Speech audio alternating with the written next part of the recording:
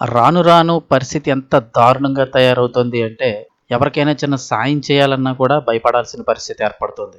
ఏపీలో మరో దారుణ సంఘటన జరిగింది. దాహమని వచ్చిన వాడికి గుక్కెడు నీళ్లివ్వబోయినందుకు ఓ ఇల్లాలికి అంతులేని అన్యాయం జరిగింది.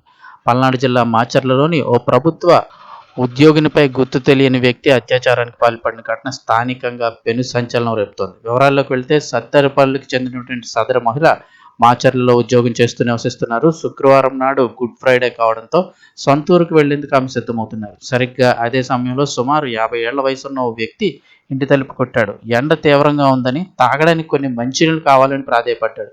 ఎవరైనా సరే అలాంటి పరిస్థితుల్లో తాగడానికి మంచినీళ్ళే కదా అని అడిగారని ఎవరైనా కూడా ఇస్తారు.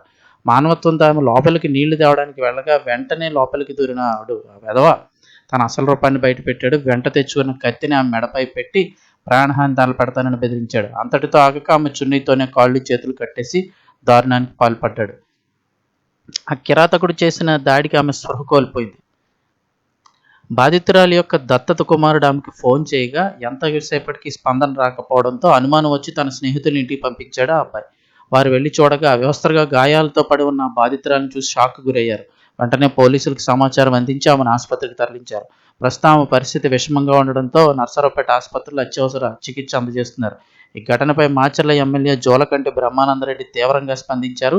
ఉన్నతాధికారులతో మాట్లాడి నిందితుని వెంటనే పట్టుకోవాలని ఆదేశించారు. పోలీసులు ఇప్పటికే సీసీ ఫుటేజ్‌ను జల్లెడ పడుతున్నారు. దాహమని వచ్చిన వాడికి నీళ్లిస్తే ఇలాంటి ఘాతుకానికి పాల్పడడంపై స్థానికులు సైతం తీవ్ర ఆగ్రహం వ్యక్తం చేస్తున్నారు. ఇలాంటి వెధవ దొరికితే వాడికి ఏం శిక్ష వేయాలి మీరే కామెంట్ చేయండి.